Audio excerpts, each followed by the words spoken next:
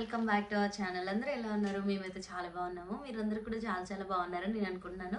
First time మీరు మా channel చూస్తుంటే కనుక మేమైతే యూకేలో ఉంటాము.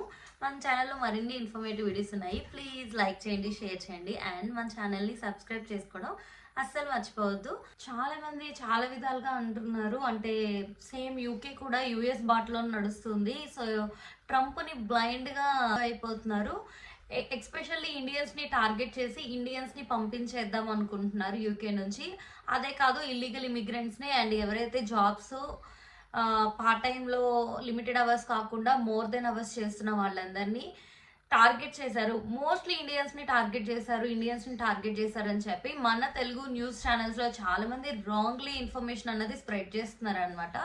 సో ఇప్పుడైతే నేను దాని గురించి నాకు తెలిసిన ఇన్ఫర్మేషన్ అయితే ఈ వీడియో త్రూ చెప్తాను. సో ఇప్పుడు ఎవరైతే అలా ఓన్లీ ఇండియన్స్ని టార్గెట్ చేశారు అన్నది అయితే తప్పు.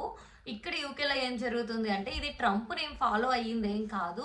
ఎవరైతే స్టార్మర్ ఉన్నారో ఆయన ఫస్ట్ నుంచి ఇల్లీగల్ ఇమిగ్రెంట్స్ని ఫైండ్ అవుట్ చేయండి అని చెప్పి ముందు నుంచి రూల్స్ రిషి సునక్ గారు ఉన్నప్పటి నుంచే అది ఫాలో అవుతుందన్నమాట. సో ఇప్పుడైతే ఇంకొంచెం స్పీడప్ చేశారు ప్రాసెస్ని. ఎందుకంటే యూకే అన్నది చాలా చిన్న కంట్రీ అనమాట. ఎన్ని లేదు places, Scotland, London, Wales, northern islands, ఈ 4 ప్లేసెస్ కలిపే యూకే అనమాట. సో ఈ యూకేకి వచ్చేసి చాలా మంది ఇల్లీగల్ ఇమిగ్రెంట్స్ చాలా మంది ఉన్నారు. సో వాళ్ళు వేరే ఎప్పుడెప్పుడో వచ్చిన వాళ్ళు, రీసెంట్గా వచ్చిన వాళ్ళు అయితే కాదు, చాలా ఇయర్స్ క్రితం వచ్చి వాళ్ళకి వర్క్ లేదని చెప్పి, సో రిలేషన్స్ ఉన్నారని చెప్పి అలా ఇల్లీగల్గా ఇక్కడ సెటిల్ అయిపోయారనమాట. సో ఇప్పుడు ఏంటంటే వీళ్ళ ప్రయత్నం అలాంటి ఇల్లీగల్ ఇమిగ్రెంట్స్ అందరినీ ఫైండ్ అవుట్ చేసి సో వాళ్ళని అయితే కంట్రీ నుంచి పంపించేయాలని చెప్పి మెయిన్ టార్గెట్. అండ్ అంతేకాదు స్టార్మర్ కూడా పోస్ట్ చేశారనమాట, ఇల్లీగల్ ఇమిగ్రెంట్స్ వచ్చి వర్క్ చేసుకుంటున్నారు, దాన్ని స్టాప్ చేసేయాలని చెప్పి. యాక్చువల్గా అంతేకాదు దేశం కూడా పోరాడుతుంది. సో ఇల్లీగల్ ఇమిగ్రెంట్స్ని పంపించేయాలి, మా దేశం మాకు కావాలని చెప్పి. ఇక్కడ చూస్తుంటే కనుక రైట్స్ కూడా బాగా జరుగుతున్నాయి అనమాట. అంతకుముందు ఏంటంటే ఇల్లీగల్ ఎంట్రీ కింద ఇక్కడ కంట్రీకి వచ్చిన వాళ్ళు ఒకవేళ 10 years కంప్లీట్ చేసుకుంటే కనుక వాళ్ళకి సిటిజన్షిప్ అన్నది ఇచ్చేవాళ్ళు. సో ఇప్పుడు అది లేదు. 10th February 2025 తర్వాత నుంచి ఎవరైతే ఇల్లీగల్గా వచ్చిన వాళ్ళు సిటిజన్షిప్కి వేసుకుంటారో వాళ్ళ అప్లికేషన్స్ ఆటోమేటిక్గా రిఫ్యూజ్ అయిపోతాయి అని చెప్పి అనౌన్స్ చేశారు. సో ఈ రూల్స్ అయితే మాత్రం చాలా స్ట్రిక్ట్గా తీసుకుంటున్నారు. సో ఎందుకు అని అంటే మాత్రం ఇల్లీగల్ ఇమిగ్రెంట్స్ అన్నది 39%కి అబవ్ అయిపోయింది కంట్రీలో. సో వాళ్ళు ఇల్లీగల్గా వర్క్ చేసుకుంటున్నారు అని చెప్పి. అండ్ వాళ్ళకి ఇప్పుడు సిటిజన్షిప్ ఐఎల్ఆర్ఏ కానీ సిటిజన్షిప్ కానీ ఇవ్వడానికి వీల్లేదు అని చెప్పి అయితే స్ట్రిక్ట్గా రూల్స్ అనేవి పాస్ చేశారు. సో ఇప్పుడు ఎవరైతే 10th February 2025 నుంచి సిటిజన్షిప్కి ఇల్లీగల్గా వచ్చిన వాళ్ళు సిటిజన్షిప్కి అప్లై చేసుకుంటారో వాళ్ళ అప్లికేషన్స్ కూడా రిజెక్ట్ చేసేయమని చెప్పి పాస్ చేస్తుంది అనమాట. సో ఇదైతే మాత్రం చాలా స్ట్రిక్ట్ యాక్షన్ తీసుకుంటున్నారు యూకేలో. సో మెయిన్గా ఫోకస్ చేస్తుంది ఎవరిని అంటే ఇల్లీగల్ ఇమిగ్రెంట్స్ని. ఇక్కడ చూస్తుంటే కనుక వాళ్ళు ఫైట్ చేస్తున్నారు, వాళ్ళ దేశం వాళ్ళకి కావాలి అని చెప్పి, we want our country back అని చెప్పి బ్రిటిష్ పీపుల్ కూడా చాలా ఫైట్ చేస్తున్నారు అనమాట. సో ఇక్కడ జరుగుతుంది అయితే ఇది. అండ్ ఇంకొకటి ఏంటి అని అంటే మెయిన్గా కొంతమంది ఇల్లీగల్గా వర్క్ చేస్తున్నారు, ఎక్కువగా టార్గెట్ చేశారని అంటున్నారు కదా. సో ఇండియన్స్ని టార్గెట్ చేసింది ఏం లేదు. ఆ ప్లేస్లో ఇండియన్సే కాదు, ఏ కంట్రీ వాళ్ళైనా. ఇప్పుడు స్టూడెంట్ అన్న వాళ్ళు జాబ్ వాళ్ళకి work permit only 20 hours eligible అనమాట చదువుకుంటున్న టైంలో. సో ఇప్పుడు చదువుకుంటున్న టైంలో ఈ లోన్స్ ఉన్నాయని చెప్పి అవి ఉన్నాయని చెప్పి మోర్ దెన్ 20 hours చేస్తున్నారు. అంటే 40 hours. ఒక ఫుల్ టైం ఎంప్లాయీ ఎన్ని అవర్స్ అయితే చేస్తారో అన్ని అవర్స్ చేస్తున్నారు. మెయిన్ రీజన్ ఏంటి అని అంటే ఇప్పుడు ఇక్కడ యూకే సిటిజన్స్కి జాబ్స్ లేవని చెప్పి కూడా చాలా వరకు వింటున్నాం కదా. సో ఇప్పుడు మన స్టూడెంట్స్ ఆ 20 hours ప్లేస్లో 40-50 hours, ఎస్పెషల్లీ మన తెలుగు వాళ్ళు ఏం చేస్తారంటే ఇప్పుడు మేనేజర్స్ కింద ఇక్కడ ఉంటారు కదా. సో ఎంప్లాయర్స్ వాళ్ళు మన తెలుగు వాళ్ళని ప్రిఫర్ చేసి ఇలా స్టూడెంట్స్ ఏంటంటే మాకు £5 ఇచ్చినా పర్వాలేదు, ఇక్కడ మినిమం వేజ్ వచ్చేసి 11.44 మినిమం వేజ్ అనమాట. So as per minimum wage 1144. So ఇక్కడ సిటిజన్స్కి అయితే మ్యాండేటరీగా 1144 అన్నది అయితే ఇవ్వాల్సిందే.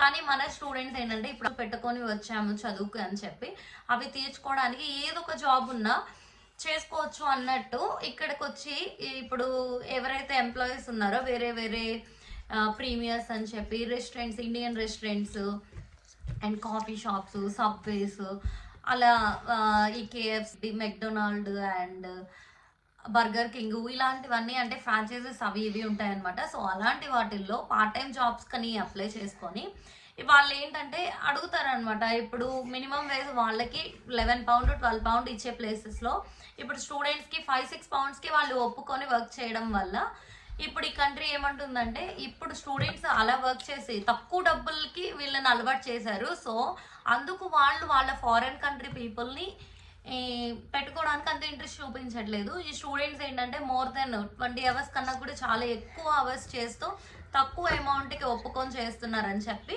ఎవరైతే ఇప్పుడు అలా ఇల్లీగల్గా వర్క్ చేస్తున్నారు, not only Indians, any country people ఎవరైనా ఇల్లీగల్గా వర్క్ అవర్స్ అన్నది దాన్ని 20 hours కన్నా ఎక్కువ చేస్తున్న వాళ్ళని కూడా టార్గెట్ చేశారనమాట.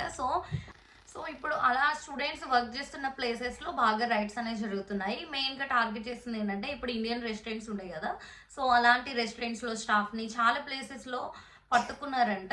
అండ్ అంతేకాదు కొన్ని డెలివరీ జాబ్స్ ఉంటాయి షాప్స్లో, టేక్అవేస్ అంటే డెలివరీ డ్రైవర్స్ కింద కూడా వర్క్ చేస్తారు కదా, సో అలాంటి ప్లేసెస్లో వాళ్ళని బాగా టార్గెట్ చేశారనమాట. నాట్ ఓన్లీ ఇండియన్స్, ప్రతి కంట్రీ పీపుల్ని ఎవరైతే ఇల్లీగల్గా వర్క్ చేస్తున్నారో వాళ్ళని అండ్ ఇల్లీగల్ స్టేటస్ ఎవరికైతే ఉందో వాళ్ళని బాగా అనమాట. అంతకుముందు ఏంటంటే చాలామంది ఇల్లీగల్గా కంటైనర్స్లో, బోట్స్లో అలా కూడా వచ్చేసి ఉండిపోయారు కంట్రీలో. సో అలాంటి వాళ్ళని ఫైండ్ అవుట్ చేయడానికి ఇంకొంచెం గవర్నమెంట్ అన్నది కొంచెం ఫాస్ట్గా రియాక్ట్ అయింది. ఆల్మోస్ట్ ఇప్పుడు 19,000 మంది వరకు ఫైండ్ అవుట్ అయ్యారు అని చెప్పి అంటున్నారు. ఇప్పుడు అందులో ఒక 700-800 మందిని వరకు ఇండియా అయితే పంపించేశారంట. కొంతమందిని అరెస్ట్ చేయడం కూడా జరిగిందని చెప్పి చెప్తున్నారు. సో ఇప్పుడు కొన్ని న్యూస్ ఛానల్స్లో బాగా ఓన్లీ ఇండియన్స్ని టార్గెట్ చేశారని చెప్పి కొంచెం బాగా రాంగ్ ఇన్ఫర్మేషన్ అనేది స్ప్రెడ్ చేస్తున్నారు. సో మెయిన్ రీజన్ అయితే అదనమాట. అండ్ రెస్టారెంట్స్లో చెక్ చేస్తున్నారు, టేక్అవేస్ వాటిల్లో కూడా ఇప్పుడు కారుల్లో టేక్అవే ఆ బాక్సెస్ అవి పట్టుకొని డెలివరీ డ్రైవర్స్ తిరుగుతూ ఉంటారు కదా, సో వాళ్ళని కూడా ఇంట్రాగేషన్ అన్నది చేస్తున్నారంట. అది కూడా పోలీసులు కొంచెం అంటే నార్మల్ పర్సన్ కింద ఎంటర్ అయ్యి చెప్పి వాళ్ళని ఇంట్రాగేషన్ చేసి ఫైండ్ అవుట్ చేస్తున్నారంట. సో స్టూడెంట్స్ అయితే కొంచెం జాగ్రత్తగా ఉండండి. అండ్ ఇలా డెలివరీ డ్రైవర్స్ జాబ్స్ కానీ ఇల్లీగల్గా వర్క్ చేసుకునే వాళ్ళైతే జాగ్రత్త. ఎందుకు అనంటే ఇప్పుడు వన్స్ పట్టుపట్టిన తర్వాత నేను నా ఎడ్యుకేషన్కి 20 lakhs 30 lakhs పెట్టాను అని చెప్పినా కూడా వినరు. సో వాళ్ళు ఏంటంటే పంపించేయడం పెద్ద టార్గెట్ పెట్టుకున్నారు. ఎందుకంటే ఇక్కడ మైగ్రేషన్ని చాలా వరకు కట్ డౌన్ చేయాలని చూస్తున్నారు కాబట్టి అందులో భాగమే అనమాట ఇది కూడా. సో అందుకని రెస్టారెంట్స్లో బాగా చూస్తున్నారంట. అండ్ ప్రీమియం ఆఫ్ లైసెన్సెస్లో, ప్రీమియర్స్ అలాంటి వాటిల్లో ఇవి ఎంక్వైరీస్ అనేవి జరుగుతున్నాయి. అండ్ ప్రతి స్టోర్స్లో వెళ్ళైతే ఎంక్వైరీ చేస్తున్నారంట. ఎవరైనా స్టూడెంట్స్ ఉన్నారా, ఇల్లీగల్గా ఎవరైనా వర్క్ చేస్తున్నారా, క్యాష్ ఎవరికన్నా పే చేస్తున్నారా, లేకపోతే మీ ఎంప్లాయర్ ఏమన్నా ఛార్జెస్ ఏమన్నా మనీ క్యాష్ ఇస్తున్నారా, లేకపోతే అకౌంట్కి పే చేస్తున్నారా, అవన్నీ కూడా డీటెయిల్స్ అనేవి గ్యాదర్ చేస్తున్నారంట. వన్స్ ఇలా కొన్ని ప్లేసెస్లో కూడా పట్టుకొని పంపించేయడం అయితే జరిగింది. సో అదనమాట. అండ్ అంతేకాదు ఇప్పుడు లాస్ట్ February 10th నుంచి ఇల్లీగల్ ఇమిగ్రెంట్స్ ఎవరైతే ఉన్నారో వాళ్ళకి సిటిజన్షిప్ అన్నది అయితే ఇవ్వము అని చెప్పి క్లియర్గా డిక్లేర్ చేసింది. అండ్ ఇల్లీగల్ ఎంట్రీ కింద యూకేకి వచ్చిన వాళ్ళైనా కానీ లేదా ఏమన్నా క్రిమినల్ రికార్డ్స్ అలాంటివి ఉన్నా కూడా వాళ్ళైతే ఎలిజిబుల్ కాదంట సిటిజన్షిప్కి. సో రూల్స్ అన్నవి డే బై డే చేంజ్ అవుతూ ఉన్నాయి. ఎనీవే ఇప్పుడు స్టూడెంట్స్ అయితే ఎవరైతే కొంచెం ఎక్కువ అవర్స్ మీ 20 hours కన్నా కూడా ఎక్కువ చేస్తున్నారో వాళ్ళైతే కొంచెం జాగ్రత్తగా ఉండండి. అండ్ కొన్ని రోజుల వరకు అయితే వర్క్స్ని స్టాప్ చేయండి. సో అప్కమింగ్ వచ్చే స్టూడెంట్స్కి కూడా ఏం ప్రాబ్లం లేదు. సో యాజ్ యూజువల్ మీ యూనివర్సిటీకి మీరు అటెండ్ అవ్వచ్చు. అండ్ మీకు ఇచ్చిన 20 hours ఏదైతే ఉందో ఆ వర్క్ పర్మిట్లో వర్క్ అనేది చేసుకోవచ్చు. ఇల్లీగల్ ఇమిగ్రెంట్సే మెయిన్ టార్గెట్. అండ్ ఇప్పుడు 10th February నుంచి సిటిజన్షిప్ రాదు అని చెప్పాం కదా, ఇందులో అయితే మాత్రం ఎవరైతే అసైలం సీకర్స్ ఉన్నారో వాళ్ళకైతే ఏ ఇంపాక్ట్ లేదు. సో వాళ్ళు అన్ని రూల్స్కి ఎలిజిబులే అనమాట. సో అసలు అసైలం సీకర్స్ అంటే ఏంటన్నది కూడా చూద్దాము ఇందులోనే. నార్మల్గా వేరే కంట్రీ నుంచి వాళ్ళకి ఏమన్నా ప్రాబ్లం ఉంది అని అంటే వాళ్ళ రిలేషన్స్లో కానీ ఏదన్నా థ్రెటనింగ్ ఉంది అని అనుకుంటే కనుక సో అలాంటి పీపుల్ ఇలా కంట్రీస్ ఎలో చేస్తున్నప్పుడు వాళ్ళు రావచ్చు అనమాట. సో వాళ్ళకి వాళ్ళ కంట్రీలో సంథింగ్ లేదా వాళ్ళ రిలేషన్స్తో ఎవరో ఒకళ్ళతో థ్రెట్ ఉంది అని చెప్పి ప్రూవ్ చేసుకొని అదొక వీసా ఎంట్రీ కింద ఇక్కడికి వస్తారనమాట. సో అలాంటి వాళ్ళని అయితే గవర్నమెంట్ ఏం చేస్తుందంటే వాళ్ళు ఇంగ్లీష్ రాకపోతే వాళ్ళకి ఇంగ్లీష్ నేర్పించి అండ్ వాళ్ళకి మంత్లీ ఎలవెన్సెస్ అండ్ వాళ్ళకి హోటల్స్ బుక్ చేసి వాళ్ళకి సపోర్ట్ అన్నది ఇస్తుంది.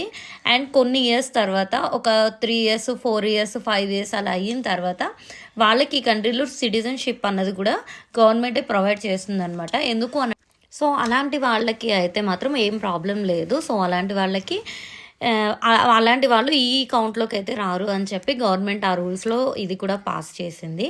సో ఓన్లీ టార్గెట్ ఏంటంటే ఇల్లీగల్ ఇమిగ్రెంట్స్ని. అండ్ ఇందులో భాగంగా ఎవరన్నా ఏ కంట్రీ నుంచి వచ్చిన వాళ్ళైనా ఇల్లీగల్గా అవర్స్ అన్నది చేయాల్సిన దాని మీదకి ఎక్కువగా చేస్తున్నా కూడా అలాంటి వాళ్ళని అయితే పట్టుకోవాలి అని చెప్పి ఈ మ్యాండేటరీగా రూల్స్ అనేది పాస్ చేసిందనమాట. అండ్ ఇంకా రాను రాను క్రిమినల్ రికార్డ్స్ అలాంటి వాళ్ళని కూడా చూస్తామని అంటున్నారు. లాస్ట్ వీడియో చూసుంటే కనుక కొన్ని ప్రపోజల్స్ అయితే గవర్నమెంట్ చెప్పింది కదా, సో ఆ వాటిల్లో ఏం తీసుకుంటారు ఏంటి అన్నది అయితే ఇంకా ఏం చెప్పలేదు. సో ఎన్నో అప్పులు పెట్టుకొని అయితే ఇక్కడికి వస్తాము. సో కొంచెం అంటే ఇప్పుడు చాలా స్ట్రిక్ట్గా ఉంది కాబట్టి కొంచెం జాగ్రత్తగా చూసుకోండి. ఒకవేళ మనం పట్టుబడిన తర్వాత మాకు ఇన్ని అప్పులు ఉన్నాయి అని చెప్పి ఏడ్చుకున్నా కూడా ఎవరు వినరు, పంపించేస్తారు నిర్దాక్షిణ్యంగా, ఎందుకంటే మన తప్పు ఉంది కాబట్టి. So all the very best. ఈ వీడియో అయితే అర్థమైందని నేను అనుకుంటున్నాను. మరిన్ని ఇన్ఫర్మేటివ్ వీడియోస్ కోసం please subscribe to Telugu voice in UK. ఇంకేమైనా ఇన్ఫర్మేషన్ తెలిస్తే డెఫినెట్గా నేనైతే పోస్ట్ చేస్తాను. See you next video. Bye.